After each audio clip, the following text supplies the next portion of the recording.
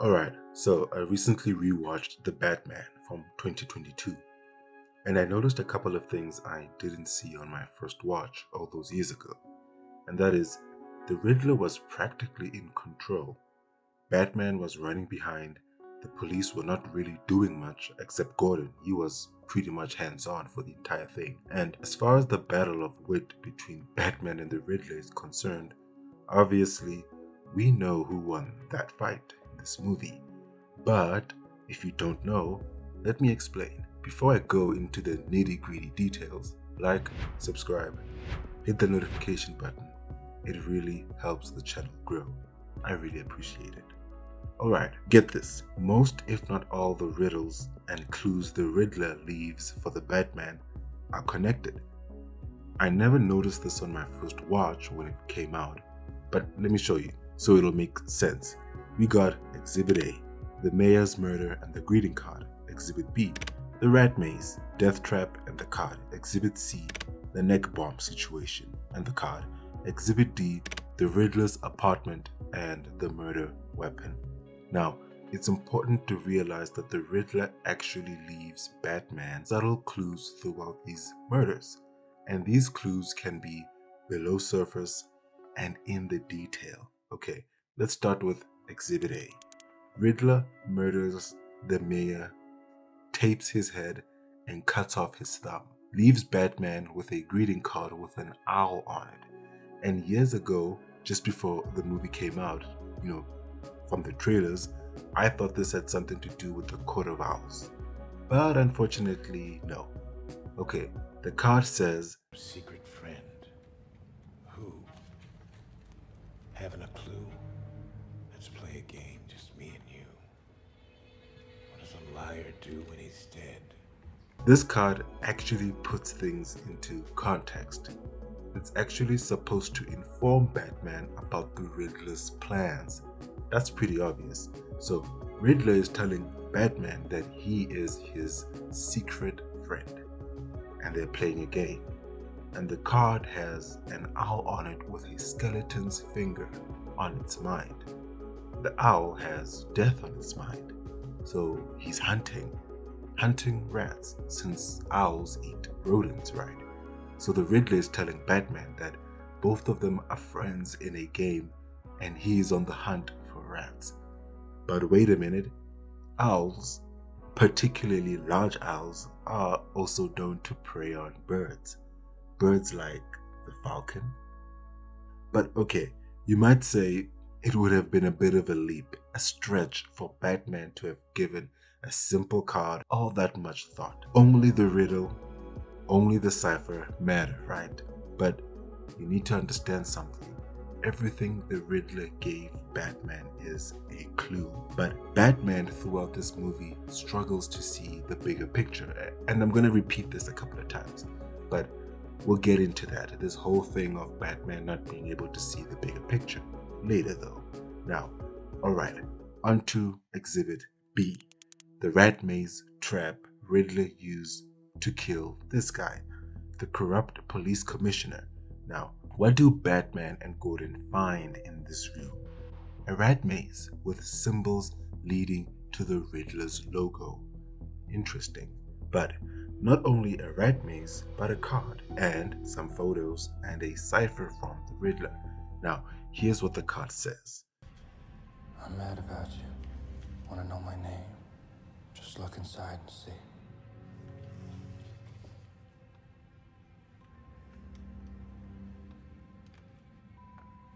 Follow the maze until you find the rat.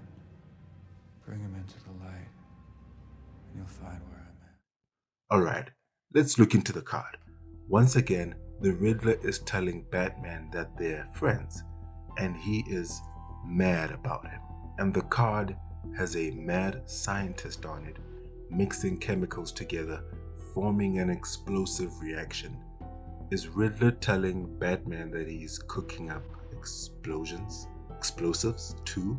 And let's look inside the card. The card has an explosion background. So Riddler in this card is telling Batman that he is cooking up some bombs. The bombs we see toward the end of the movie. The card also mentions finding the rat and to bring it into the light. And remember what I said, everything the Riddler gave Batman is a clue. Nothing the Riddler has given Batman is without significance. And when I saw this maze and the location of the Riddler logo and the photographs, it seems like he's telling Batman where he is. And wait a minute, this maze where the rat and Riddler's symbol is located looks like a zoning map. And these photos of the commissioner are taken at an interesting vantage point nearby. In fact, all the photos from the Riddler are clearly taken from the same angle, near the Iceberg Lounge, where these photos obviously are taken. But Batman and Gordon don't really realize or ask where these photos are taken. Okay, maybe I missed that dialogue, but they just take the pictures at face value, and Riddler just told them through the photos and the maze the general area where he's located. He gave them the clues, but they didn't notice, and for some reason they never go out to find out where these photos are taken. That is a massive oversight. But okay, the rat thing. So, before actually finding out the meaning of the cipher, which is a rat with wings, Batman goes off into another investigation into the secret club beneath the Penguin's Iceberg Lounge, where this guy is, who mentions a rat in the Maroney case from like 20 years ago. Now, this guy, Riddler kidnaps him and straps an explosive neck brace on him and makes him drive into a cathedral where the killed mayor's memorial is held. And this leads us to Exhibit C. This guy, again, he's a corrupt district attorney. He's also a rat being hunted by Riddler. He's not the main rat, but he is a corrupt official. Actually, Batman sees a number of people who work in the district attorney's office in the underground club, and correctly, Batman figures that the Riddler is after these corrupt individuals that worked the Maroney drug case. But here's the thing, I get it. It's not like Batman knew this guy would get kidnapped by the Riddler immediately the same night he saw him. But why didn't they send the police to go find the district attorney and those people he saw in the club? Batman and Gordon actually should have known that this guy didn't get home, because the police should have sent cops to get them because the Riddler may kidnap them. No one suggests this. So I'm not surprised the Riddler seems to think Batman and him are working together. Somehow, we've been doing this together. You're part of this. We didn't do anything together. We did. What did we just do? I asked you to bring him in the light, and you did. We're such a good team. Because Batman and Gordon don't really make decisions that impede the Riddler in any way. But I could be wrong. Okay, on to Exhibit D, the Riddler's apartment. So they find this apartment after the Riddler shoots Falcone outside the Iceberg Lounge, which is literally the place he suggests and alludes to in the photographs he sent and through the rat maze. It's the same location. So in Riddler's apartment, they find the murder weapon, and no one states what this thing, the murder weapon, actually is, and that's another oversight. But the murder weapon is found in a cage with a bat in it. Does that mean something? Well, probably, but for now, my point is these riddles and clues are connected, but Batman, as extremely sharp as he is, made a bunch of oversights that allowed Riddler to keep doing what he's been doing, and one of those oversights are the fact he thought the rat with wings mentioned in the deciphered text was the penguin. In this cipher, the Riddler mentions a bird or a rat with wings. The phrasing here is important. So Batman and Gordon think the cipher is referring to the penguin. And honestly, I think it's a massive deductive leap. A bit silly, in fact. I mean, I doubt most people would think a penguin if they heard the phrase rat with wings. I mean, that's quite a jump without much conscious effort to make it make sense. And I think Batman and Gordon just wanted it to be the penguin, even though, according to the text, it would make little sense for the Riddler to be referring to a penguin. But obviously, the rat with wings isn't the penguin. And here's some interesting dialogue between Penguin and Gordon that alludes to who actually is the rat with wings. And I was surprised when I heard this. The dialogue is quite suggestive. Check it out. I ain't no rat. You got any idea what Carmine Falcone do to me? How you just kind of talk? No, you don't want to talk about rats, huh? So, the writer, through that dialogue, is suggesting that Falcone is the rat. Nice. I found it interesting that the Riddler thought that Batman and him were working together, and at first I was confused as to why he thought this was the case. Then it dawned on me that, yeah, from the Riddler's perspective, I'm not surprised he mostly thought him and Batman were working together. I'm not trying to bash Batman necessarily, because he does do a good job throughout this movie. But most of what he did in the movie did not really impede Riddler in any way. I mean, think about it. Everything Batman does, he simply followed everything the Riddler wanted, but failed to understand the entirety of the mystery in the clues the Riddler gave him. Batman couldn't see the bigger picture. I mean, aside from the final part of the movie, Batman didn't really challenge the Riddler or really try to make effort in disrupting or figuring out what his next move is. He mostly just followed along and did as the Riddler asked. Unknowingly though, even though he never realized this until it was too late, and that's the thing about this Batman. As a detective, he keeps realizing things way too late. I mean, the battle of wit between the Batman and Riddler clearly isn't fleshed out.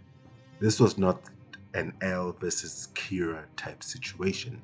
Batman thought it was. And it's funny because he seems to be under the impression they somehow took the Riddler down, even though Riddler intended to be caught. And Batman didn't even figure out what the Riddler's endgame was. The endgame of blowing the seawall until it was too late.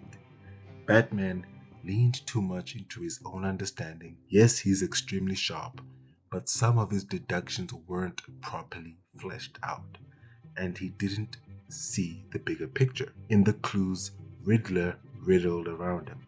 And him uncovering that final plan hinged on quickly understanding the use of the murder tool. I mean, just a lot of oversights. I mean, we aren't even shown him and the police investigating Riddler's social media or even hacking him or something.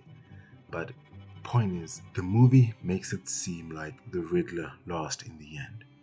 But dude was practically in control the entire movie. Yes, the new mayor didn't die, but the 7 bombs went off and Gotham got flooded.